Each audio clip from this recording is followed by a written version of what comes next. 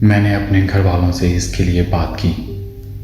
हमारे यहाँ बाहर रिश्ते नहीं किए जाते थे, मगर मेरी जिद, मेरी मोहब्बत के आगे सब हार गए और मुझे इजाज़त दे दी। अब मैं शिद्दत से इस वक्त का इंतज़ार कर रहा था जब मैं अपनी मोहब्बत को असल में पा लूँ और इसे हासिल कर लूँ।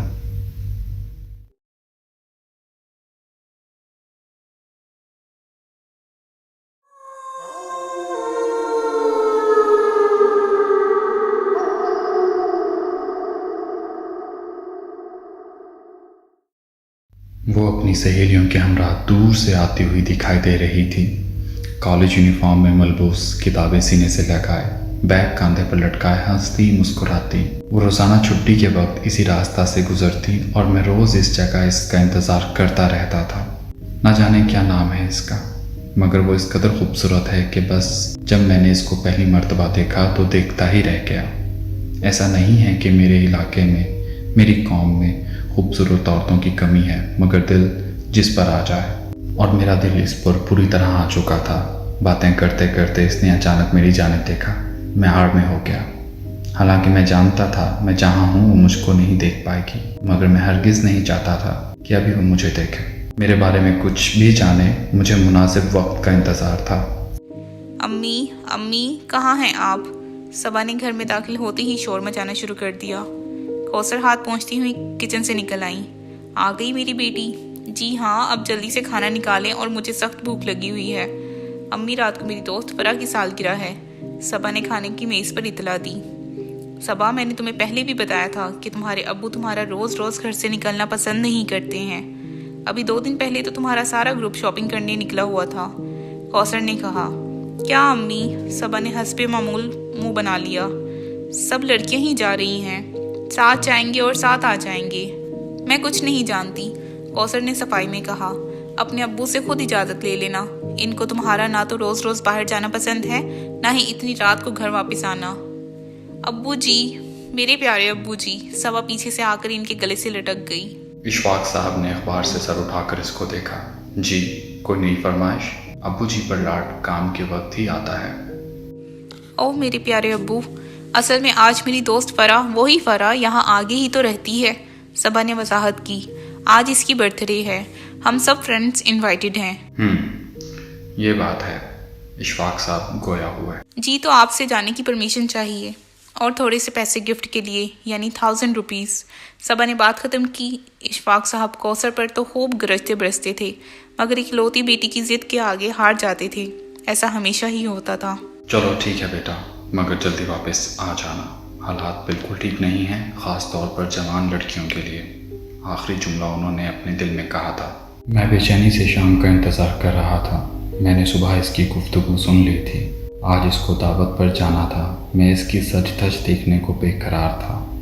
आज से पहले मैंने हमेशा इसको कॉलेज के सफ़ेद यूनिफॉर्म में देखा था। ना जाने रंग इस पर कैसे लगते होंगे। मैं बेचैनी से शाम का मुंतज़र था। सबा कौसर को आवाज़ें देती अंदर आई, मगर ड्रेसिंग टेबल के आगे खड़ी सबा को देखकर इनके माथे पर बल पड़ गए। ये तुमने क्या पहना हुआ है? स्याह झिलमिलाते हुए लिबास में मलबूस सबा इनकी तरफ मुड़ी। मैक्सी है मम्मा जान, और क्या? वही ठिलाई। ये तुम लाई कहाँ से हो? मैक्सी, जो कि इंतहाई गहरे गले वाली थी, इसकी आस्तीन गायब थी। इस दिन जो शॉपिंग के लिए गए थे ना, तो वहीं से ली थी। सबा ने इंतहाई बेनियाजी से बालों में ब्रश फेरते हुए जवाब दिया। तुम ये बेहुदा कपड़े पहनकर हरगिज़ बाहर नहीं निकलोगी। अगर तुम्हारे अब्बू ने देख लिया तो? प्लीज़ अम्मी, हर वक्त अब्बू का ड्रामा ना दिया करें। इसने माँ की बात काट दी। अब आप दोनों के पुराने ख्यालात की वजह से मैं अपने शौक भी पूरे ना करूं? सब लड़कियां ऐसे ही कपड़े पहन रही हैं। सब अपनी दोस्तों के साथ घर से निकल गई और इसकी किसी दोस्त ने भी इस तरह के कपड़े नहीं पहने थे। सब ही आम सी शलवार कमीज में मलबूस थीं। कौसर माथे पर बल डाले इसे घूरती रह गईं, मगर इनके बस में कुछ नहीं था। सबा इनकी इकलौती औलाद थी। लाड़ प्यार ने इसको बेहद बिगाड़ दिया था और ये इन्हीं की बेचा हिमायत थी जिसकी वजह से इशफाक भी इसको कुछ कहते घबराते थे। अपनी सारी जुलाहट को वो कौसर पर निकाला करते थे। शुक्र है इस वक्त वो घर पर नहीं थे, वरना न जाने क्या हो जाता। काश सबा जल्दी घर आ जाए और इसके बाबा की नज़र पड़ने से पहले कपड़े बदल ले। उन्होंने दिल में दुआ की। कौसर की दुआ आज कबूल ना हुई। सबा न सिर्फ बहुत देर से घर लौटी, बल्कि दरवाज़ा भी इसके बाबा ने खोला। सबा को देखकर मारे रंज के वो कुछ भी ना बोल पाए। सबा को तो कोई लिहाज ना था। अब्बू जानी सॉरी मैं लेट हो गई बोलकर वो इठलाती हुई कमरे में चली गई।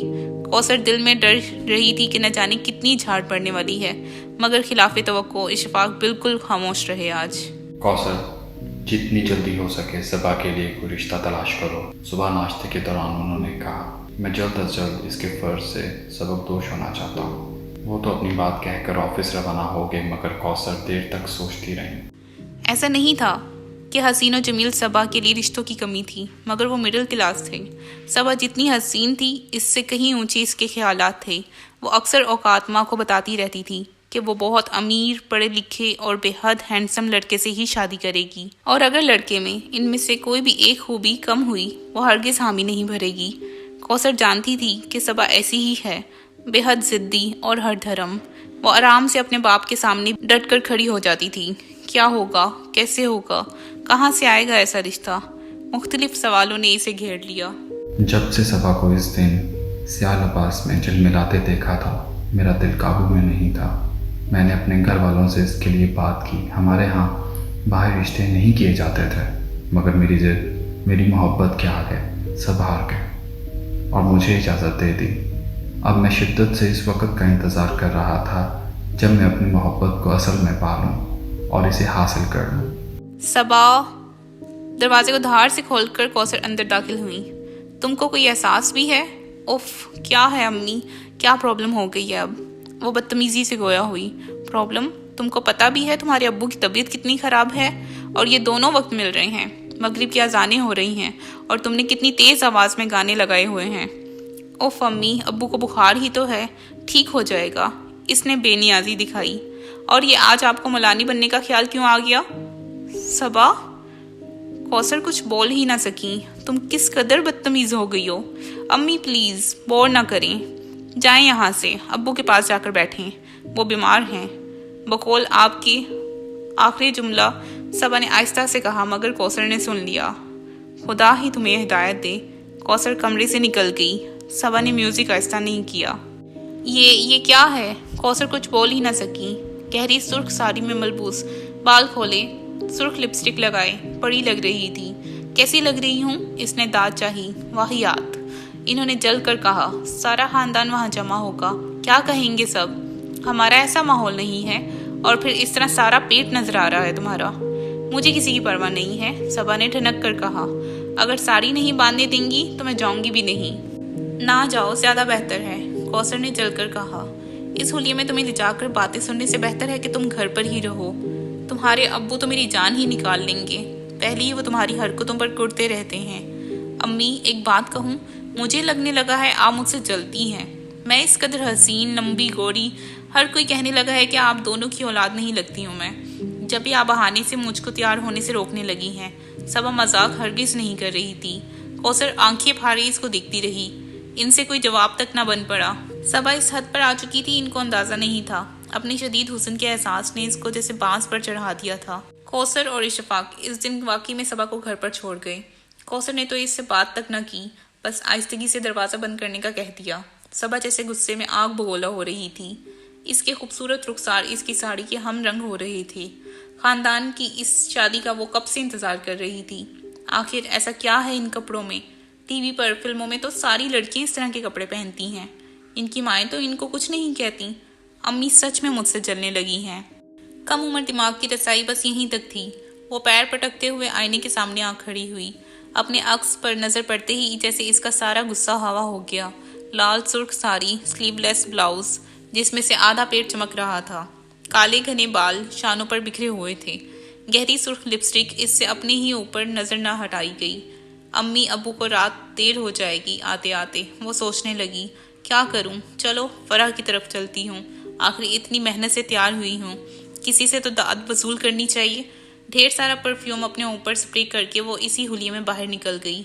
मेरी सांसों ने किसी तेज़ तरीन खुशबू को महसूस कर लिया और मेरी आंखें पूरी खुल गईं।